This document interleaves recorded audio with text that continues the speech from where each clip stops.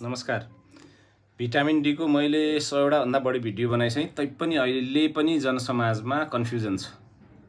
आउनुस् एउटा कन्फ्युजन दूर गरौँ है। हाम्रो सरले असारमा भिटामिन डी चेक गर्नुभयो, एकदम खाइरहनु भएको थियो भिटामिन डी, लेभल पनि उत्तममा पुग्यो। 64 भनेको नराम्रो होइन, राम्रै हो। 100 तल राख्ने भन्छु म चाहिँ। अनि उहाँले असारमा त्यो चेक गरिसकेपछि भदौमा उहाँले खाना बन्द गर्नुभयो। असोज र कार्तिकमा चेक गर्नुभयो। कार्तिकमा फेरि असोज र कार्तिक नखाँदा उहाँको भिटामिन डी फेरि 26 मा आइसकेको थियो। अनि म कहाँ बिरामीहरू आउनुहुन्छ भिटामिन डी चेक गर्नुस् भन्दाखेरि, होइन मैले त पोहोर साल खाएको, परार साल खाएको, खाना 2 हप्ता अगाडि खाएको कि आज बिहान खाएको। याद राख्नुहोस्, सास लिने पानी पिउने पछि तेस्रो मान्छेलाई जरुरत चिज खाना होइन, भिटामिन डी हो। यदि स्वस्थ बाँच्ने हो भने। अस्वस्थ बाँच्ने हो भने जे गर्नु भयो नि हुन्छ। परार साल खाए नि हुन्छ, पानीसँग निले पनि हुन्छ है। कोही पानीसँग भिटामिन डी निलेर भिटामिन डी बढिरहेको छैन। कसैको भिटामिन डी को फर्मेट जसरी क्याप्सुल खान पर्ने अथवा पाउडर खान पर्ने, हरेक चिज फरक तरिकाले खान पर्ने, फरक समयमा खान पर्ने, त्यो नहेरी त्यत्तिकै पानीमा निल्दिनुहुन्छ, उहाँहरूको पनि बढिरहेको छैन। कोही घामै ताप्नुहुन्न, कोही होइन परार साल खाथी भनेर अहिलेसम्म आनन्दले बसिरहनु भएको हुन्छ। कोही चाहिँ विदेशबाट मलाई पठाइदिएको छ मेरो छोरोले, कति पठाइदिएको छ विदेशबाट, के विशेषज्ञ भेटेर तपाईँ छोरछोरीले पठाउने हो नि भिटामिन डी होइन नि, सुपर मार्केटबाट किनेर पठाउने हो। अनि सुपर मार्केटबाट किने कति हुन्छ भिटामिन डी त्यसमा भन्नुस् त। तपाईलाई दिनमा चाहिन्छ, मानौँ तपाईँ भिटामिन डी कम छ, तपाईलाई दिनमा 5000 10000 चाहिएको छ, अनि तपाईँ छोराले पठाएको त 200-300 छ, अनि त्यो चाहिँ कहिले चाहिँ तपाईँ भिटामिन डी राम्रो हुन्छ त। त्यही भएर अनि घाम ताप्नेवालाहरू बिहान घाम ताप्ने रे, अनि होइन गर्मीमा त म घामै ताप्न सक्दिनँ। जाडोमा घाम तापेर भिटामिन डी बढ्दैन।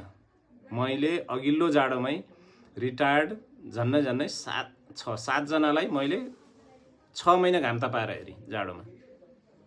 यो मेनली चाहिँ दसैँपछि यो जाडोसम्म घाम तापेर कुनै फाइदै हुँदैन, किनकि त्यो धुमधुम्तीमा अल्ट्राभायोलेट बी राम्रै पास हुनै सक्दैन हाम्रो एटमोस्फियर, हाम्रो वायुमण्डलबाट।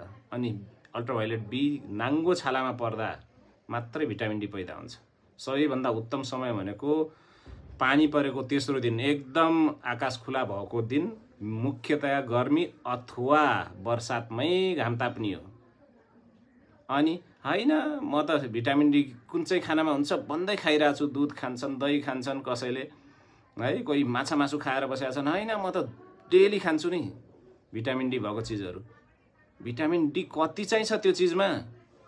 मैले अघि पनि एउटा भिडियो बनाएको थिएँ, अस्ति नै पनि।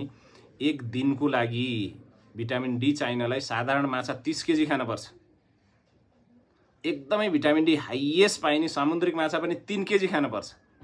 अनि तपाईँ खानाबाट भिटामिन डी प्राप्त गर्न सक्नुहुन्छ त? सम्भवै छैन नि। या कपडा खोलेर घाम ताप्ने दिउँसोको टन्टलापुर आजको समयमा है, अनि या भिटामिन डी खानै पर्छ।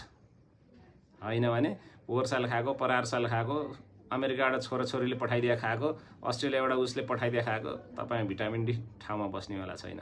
अनि भिटामिन डी कन्स्टेन्टली चेक गर्नुपर्छ। बढी हुँदा पनि हानि नै हुन्छ। फेरि हुन त प्राकृतिक रूपमा घाम तापेर लिनु धेरै राम्रो हो र त्यसका अर्को लाखवटा बेनिफिट हुन्छन् है।